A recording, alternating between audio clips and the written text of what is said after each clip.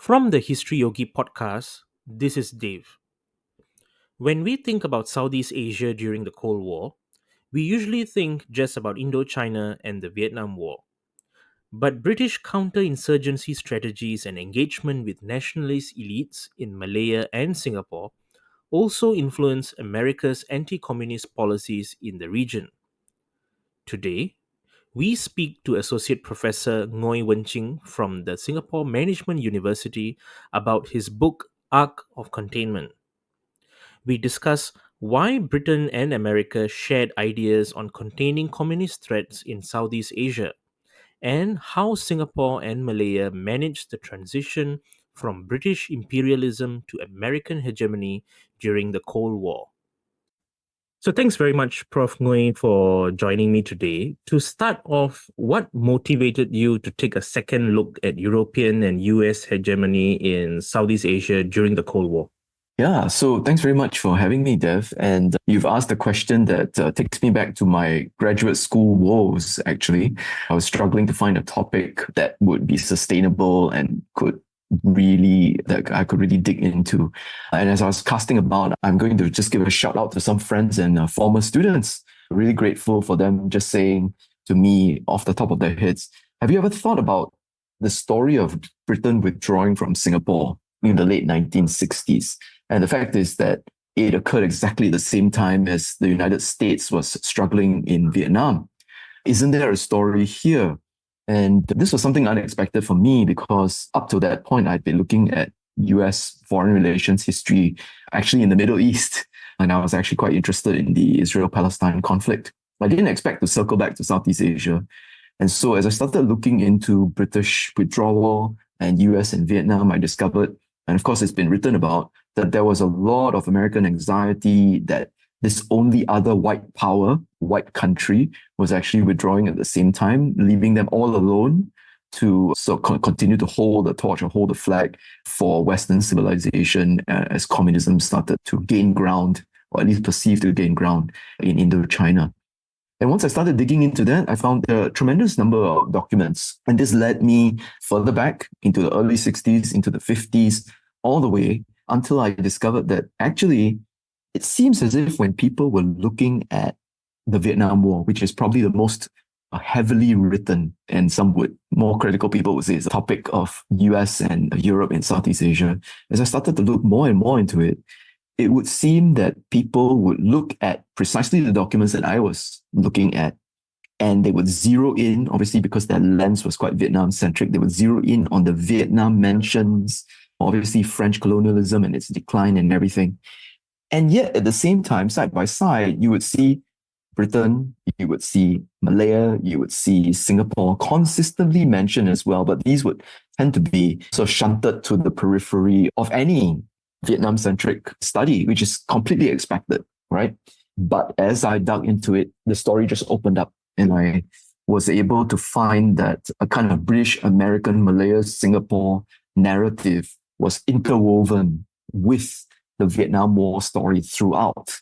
And it was necessary for me to tell it because obviously it was overlooked. And that's once it exploded, it was possible for me to just keep on running with this story. And I found that, like I said, unexpectedly, I was going to be telling a story about Malaya and Singapore, which in many ways took me into knowing my country and my neighbor for the very first time all over again. So that was the discovery. Yeah.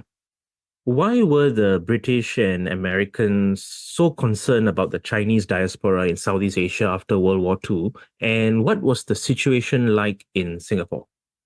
Yeah. This is really, I think, central to what my book is trying to get at, which is that the Chinese diaspora and Anglo-American perceptions of China or communist-ruled China's influence in Southeast Asia, these things were core to the way in which the Americans and the British pursued their Cold War policy. So I think in simplest terms, British and US racial thinking tended to imagine that the Chinese diasporic links crossed all Southeast Asian boundaries, right? So from Singapore to Malaya to Thailand, Philippines to Indonesia, all these different places have Chinese minorities, some of which are much larger in proportion, like in Singapore and Malaya. but there's still numbering in the millions. By the 1950s, early 50s, it's numbering in something like 10 million ethnic Chinese and so on. And so the British and American racial thinking saw these 10 million Chinese as interconnected with each other and plugged into mainland China. Obviously, there's a certain aspect of racial caricaturing here, as if all ethnic Chinese, despite the fact that many have been in Southeast Asia for several centuries, that in some ways they are still alive to sort of mainland politics and they're going to be stimulated by some kind of Beijing call to arms or something like that. That's what I think the British and Americans were very worried about. And of course, they had evidence of some of this, right? Even before World War II. You've got ethnic Chinese who are really excited by the Chinese Revolution in 1911. And of course, a lot of good works out there about Malayan and Singapore history.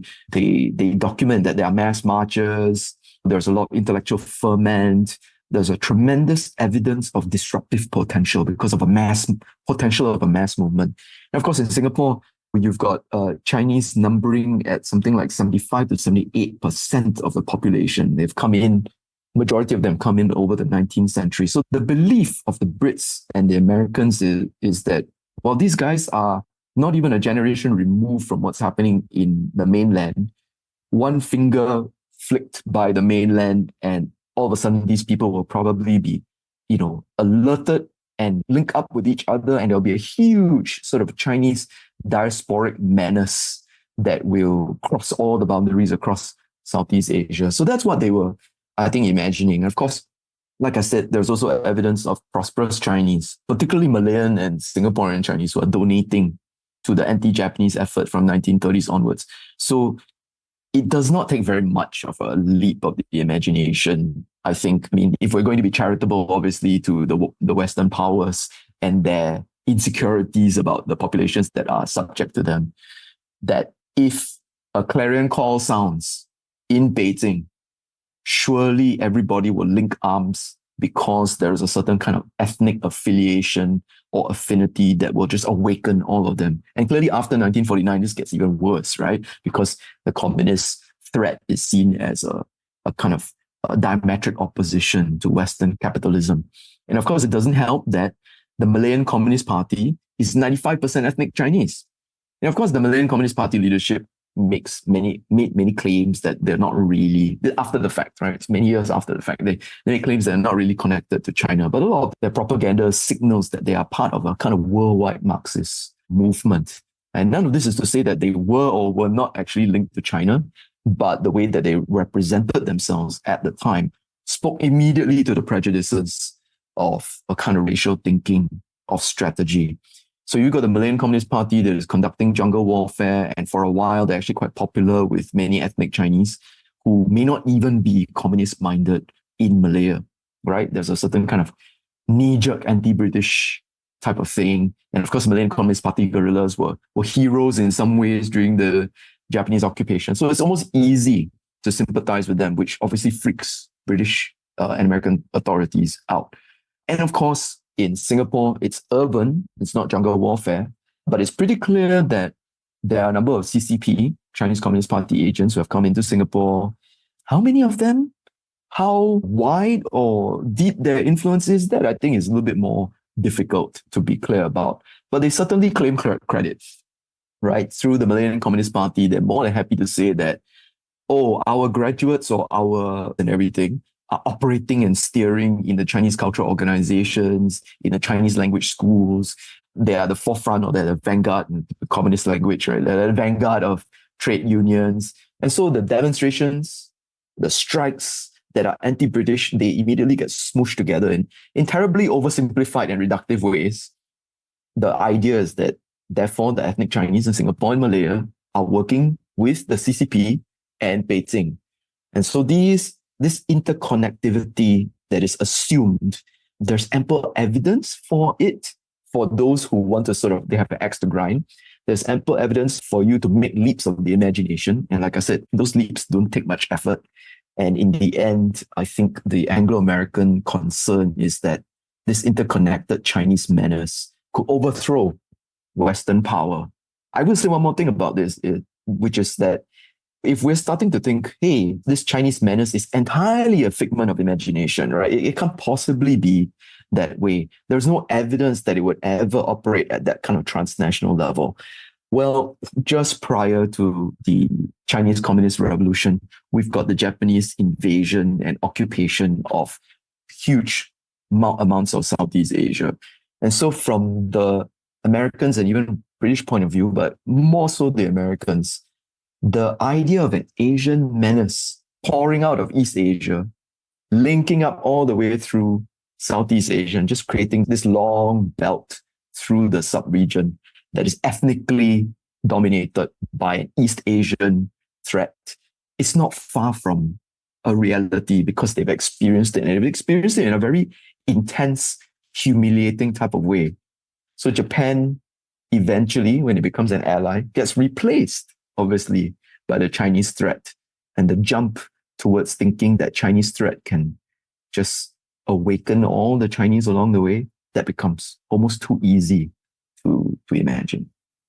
Now, the Americans drew special inspiration from British Malaya while searching for an anti-communist strategy. A report concluded that the West could defeat communism in Southeast Asia only if it were able to, quote, identify itself with nationalism, unquote. So how did the British achieve this in Malaya? This question is very challenging. Thanks for asking it. And it's because I would say that the British, what they achieved, may have looked like they had identified themselves with Malayan nationalism. But of course, the reality on the ground is a lot more complicated. And even my book, when I analyzed it, I had to leave a lot of details on the cutting room floor. If not, the book would not be about US Southeast Asia relations. It would be about the Malayan nationalist story. So I think what Britain managed, though, was actually rallying different elite groups. So ethnic Chinese elites, ethnic Malay elites, and then, of course, eventually ethnic Indian elites. Of course, the two largest groups, ethnic Chinese and ethnic Malays, they made up something like 88% of the population altogether. And Malaya specifically, in those days, the Chinese were almost 40% of the population, and of course, the Malays were above 40% of the population. So not necessarily equal, but really not far away. So they're very huge numbers. And I think what I argue is that Britain didn't necessarily awaken or tap a kind of like pan-Malayan, multi-ethnic unity, but actually was able to very shrewdly pander and cultivate specific ethnic elites' goals and interests in an independent Malaya. And part of their, if we're going to give the Brits any credit, part of their responsibility or their achievement would be to make the ethnic Malay elites and the ethnic Chinese elites desperate to achieve independence and say to them, if you guys cannot get a political bargain together, there will be no independence for you. And so this sent, obviously, ethnic Malay nationalists and ethnic Chinese nationalists, which were at odds, into a completely unlikely union, right? What is the heart of the original alliance coalition that eventually becomes whatever it is today, the BN, right? But the original alliance is built out of this anxiety, a kind of relentless pursuit of a faster and earlier nationalism, and coming together to say, okay, you know what? Our alliance coalition, we'll call it interracial unity. But in many ways, when we go around campaigning, it's quite clear that when people vote for us, the alliance, and ethnic Chinese is basically voting for the Malayan Chinese Association, and ethnic Malay is clearly voting for UMNO, right? But I think the point here is that what Britain achieved was also in many ways very fragile, and it was not at all expected. There was certainly skepticism from the Americans once in a while. Like, we're just so surprised that this even happened. We've done our homework, and if we're looking at it, these guys have no business being bedfellows, and yet something happened. And of course, I would say, so Britain achieved it by making people desperate to have to work together. The pragmatism of the elites on both sides, these two largest groups, ethnic and Chinese, brought them together. And particularly, we're talking about the pragmatism of somebody like Tunku Abdul Rahman, who rose to leadership of UMNO actually being a Malay nationalist, right? And saying that Malaya belongs to the Malays. But once he rises to that leadership, he discovers, well, you know what? I guess I have to moderate this Malay ethnic nationalism. And when he moderated, he seemed to go full tilt with that moderation. That really a kind of pan-Malayan or interracial unity was really what he cared about, at least to the extent that the alliance coalition could exist as sort of like separate ethnic groups together. So he went with that. Tan Cheng Lock of the ethnic Chinese elites, the Malayan Chinese Association, he could not see, I think, a future for even his own political legacy. He had been active in Malayan nationalism for the longest time, right? 1920s, 1930s and onwards. And he could not see himself having a place in the future of the Malayan nationalist story without that bargain. So I've said a lot about this. I'll take a step back to just sort of remind of the overarching point, which is that Britain may have looked like it identified itself with Malayan nationalism. What it actually did was it identified itself with elite nationalists. And it wasn't a pan-Malayan, sort of truly, I think, multi-racial, multi-ethnic type of thing. It was really a kind of political bargain between different elites of different ethnic groups. Now, you reveal in your book that the British paid great attention to how Americans understood their counterinsurgency campaign in Malaya. What was the true situation in Malaya, and why did the Americans put so much faith into British strategies? So there are multiple questions here, right? Dev, you're really testing me. But I think the first thing we want to say about the true situation, to the extent that the documents tell us, is that it was against the Malayan Communist Party guerrilla fighters. Britain and its Malayan allies on the ground basically prosecuted a brutal extermination campaign, which benefited from a lot of anti-Chinese hatred because the Malayan Communist Party itself had gone around trying to settle scores and do reprisals against those that they called collaborators with the Japanese, right, immediately after World War II. And of course, they went after a lot of ethnic Malays. So it became almost a kind of like a racial war that Britain was able to harness against the Malayan Communist Party. As I said earlier, 95% of them were ethnic Chinese. So it was brutal. It was an extermination campaign.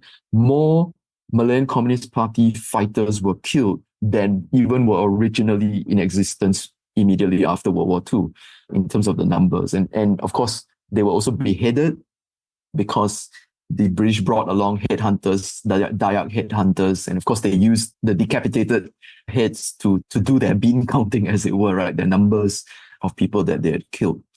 And they actually concealed these numbers from the Americans, even though maybe there's no real reason that the Americans would become squeamish about this, because they obviously conducted similar types of extermination campaigns in the Philippines and in parts of Latin America and everything. So, but they concealed it. And when they concealed it, what they were really promoting quite aggressively to the Americans was, look at the social, economic, and political reforms. Once these things are in place, they will transform the society and eliminate all the foundational reasons why there are even communist insurgents in the first place. If people are exposed to the wonders of kind of prosperous capitalism, they will just naturally not want this alien concept of communism. In fact, in many ways, capitalist production and consumption, these are actually universal, right? So this spoke to an American sensibility, because this is really also what they were thinking, right? When it came to the reconstruction of Europe, right? That extremism, it breeds where there's poverty and want. Strife comes out of that. If we can recover Germany, if we can recover Japan, then the prosperity will just moderate all behavior. Extremism will disappear. So that's what they believed. And it's not as if the Americans were not well versed in counterinsurgency in very savage types of ways, but because the British represented this, which I think anybody with half any sensibility would have known that this is really a little bit of a pageant. But I think the Americans wanted to believe this.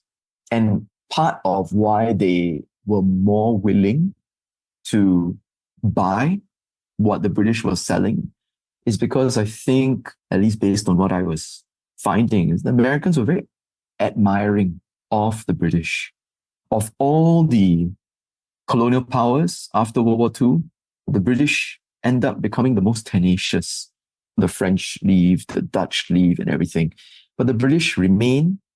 The Malayan Communist Party is defeated, or at least it just takes to the hills, as it were, and just becomes just a nuisance in comparison to where it's still raging in Indochina and so on. And so they're very admiring of the British. They're more willing to listen to the British. The British represent something that is, I think, on its face, very problematic and difficult to believe, but it becomes something that is so attractive because it speaks to the American sensibilities of how counterinsurgency ought to work. Sure, there's going to be killing, but we can avoid all of this killing if we can just reform and transform the sort of society and economy in this very dramatic type of way.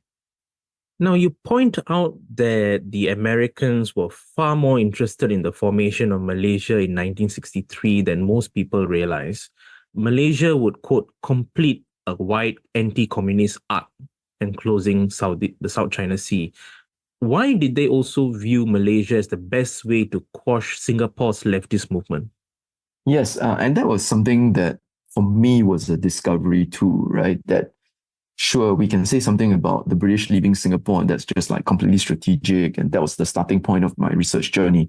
But as I discovered when looking at the early 1960s, there is so much interest in the formation of Malaysia on the part of the Americans. They have a geostrategic imagination. You can sort of imagine a kind of Robert McNamara or any random Secretary of State or Defense Secretary or whatever, sort of pointing to a big map, right? And going, oh, look at this long belt of friendly countries, and it goes around South China Sea. So in their imagination, Malaysia is right at the exact place to link Thailand to Philippines on the other side, and then they enclose the South China Sea.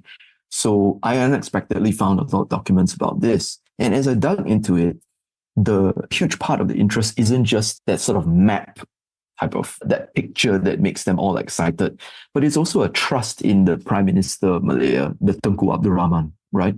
As mentioned a little bit earlier, obviously the Malaya has already succeeded with the British in decimating the Malayan Communist Party. So the record of Malaya, the track record of anti-communism and successful anti-communism is really, it's captured the imagination of the Americans. And the idea is that they trust him because they have met him. Now, a few things come together because of this, right? One of them is when Malaya becomes independent, 1957, this is also the same year that America's favorite pupil, who of course also had his own agenda in the Philippines, Ramon Magsaysay, he dies that year. So it's a kind of like a replacement. Of course, they don't never acknowledge this, but this is the way I sort of see it, that their favorite son in the Philippines exits the stage, but in comes Prime Minister of Malaya. Tunku Abdul Rahman is articulate. He comes across as extremely modern. They become very enamored of him. He visits the United States for the first time in 1960, and he basically charms the people. And this is something that we don't necessarily think of when it comes to Tunku Abdul Rahman, because I suppose a lot of like Singapore history sees it from this very acrimonious split between Singapore and Malaysia. But he's very charming to the Americans. They really like him. And so the expectation is that this anti-communist leader who is super reliable and speaks English so well, I mean, the comments inside the dossiers are always, oh, he speaks with this British accent. He's more well-spoken than the Vietnamese. He's more well-spoken than Sukarno.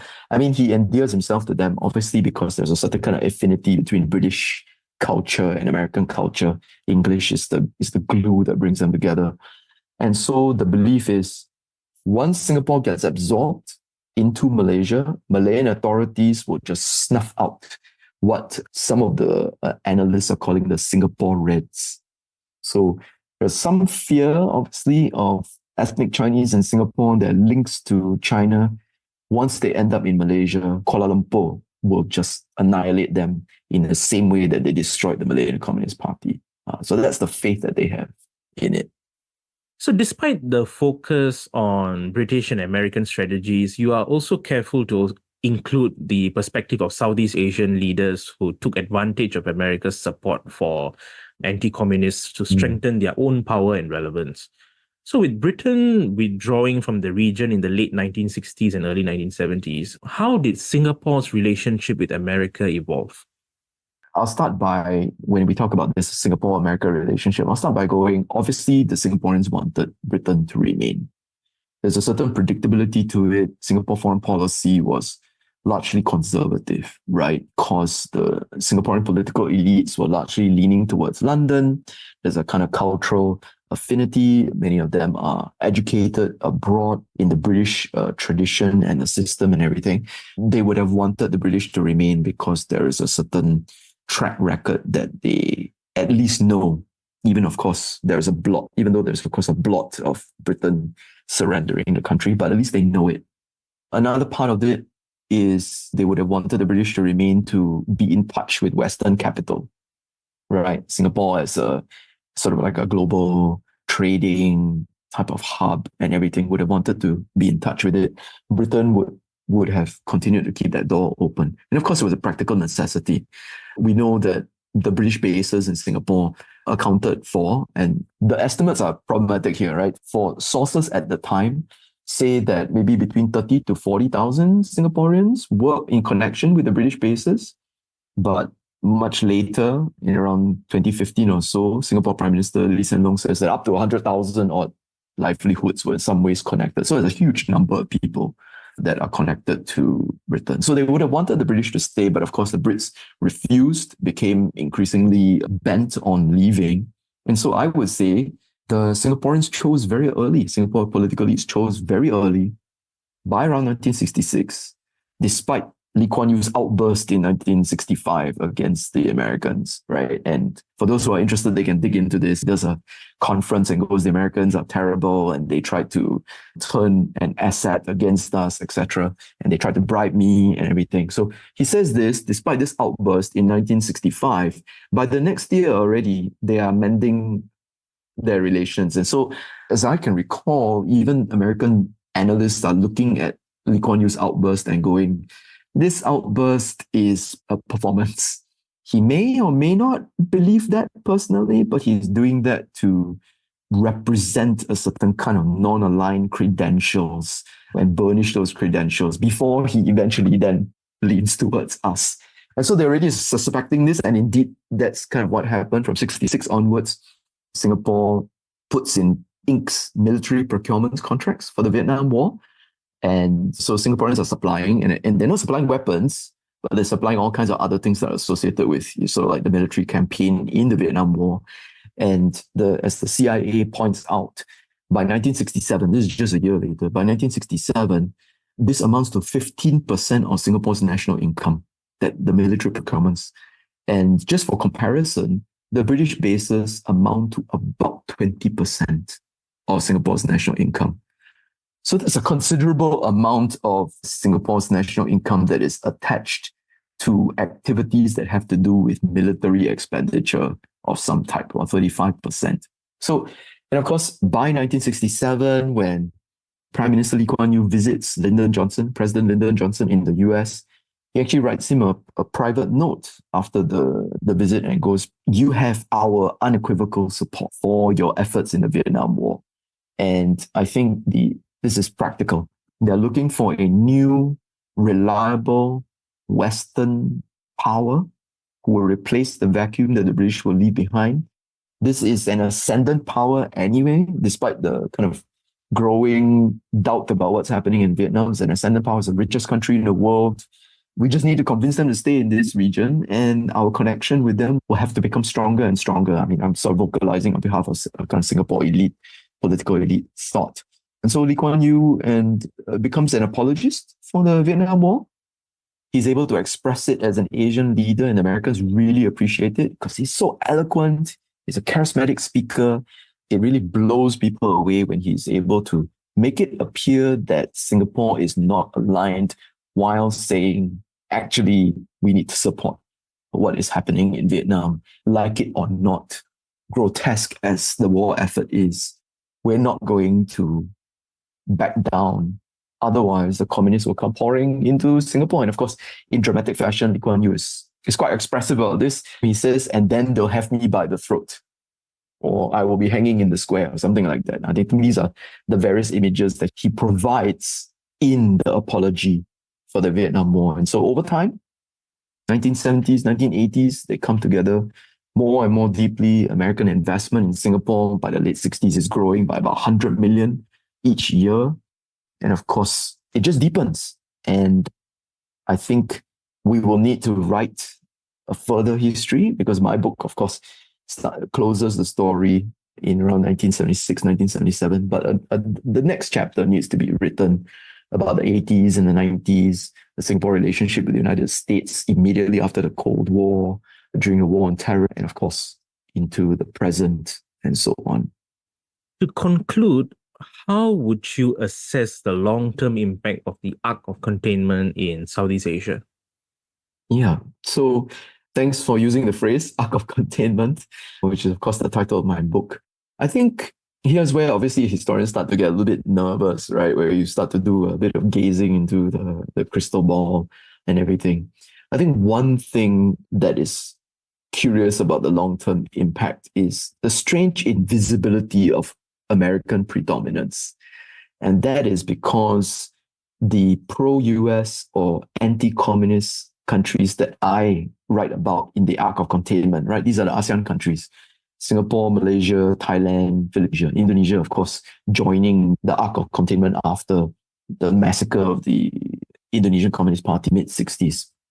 There's a certain invisibility that happens because these countries profess to be non-aligned. And yet their relations with the United States are really deep and broadening and deepening. So bizarrely, I think we will have this sort of contradictory narrative. I think when people think about it, they'll realize that it's contradictory, one of which is the Americans lost in Vietnam and so they left. And then you hear in the present, China is challenging American predominance in Southeast Asia. Now, how do these things even square with each other? If the Americans left and withdrew or whatever, what is this predominance that China is challenging? And so that's where the Arc of Containment is part of the story, right? Which is that actually the Americans did not leave.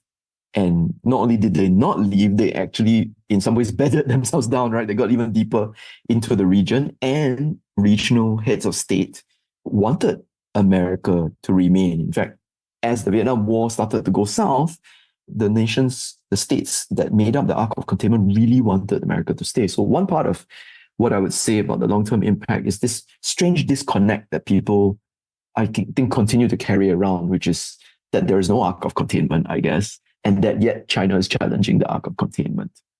If indeed it is challenging it, that's obviously another debate. And as a result of that, the question that is asked about the alignments, loyalties, friendliness of ASEAN countries tends to operate out of that strange contradiction, right? Oh, and I'm oversimplifying here, but I think this tends to happen in sort of like the pundit universe because of that disconnect, which is, everybody's not aligned. They're kind of like balancing. They don't know which one they want to choose. But of course, the story is a lot more complicated, which is that, and the story is complicated because they already chose one much earlier. And that relationship is 40, 50 years old already by this time when we get to the 2020s. Yes, that relationship is testy. Sometimes there are misgivings and everything, but those relationships are 50 years old. Now, whether or not this fuel and this foundation is rocky and can be smashed to bits by whatever diplomacy and economic relations and truly substantial economic relations with China, whether that will replace it, substitute it, or whatever, that I think is a story for the future, which we get a little bit nervous about talking about when we are historians. But I think you can't really talk about that without asking questions of how much can you reverse off that history? Or is there, if we want to simplify, a certain kind of sunk cost, right? Do you switch patrons? And of course, some ASEAN countries appear to be more willing to switch patrons, if I want to sort of, again, be a bit reductive about it. And some countries are unwilling. And that is a question for the next book that hopefully I'll be able to start to think about as well.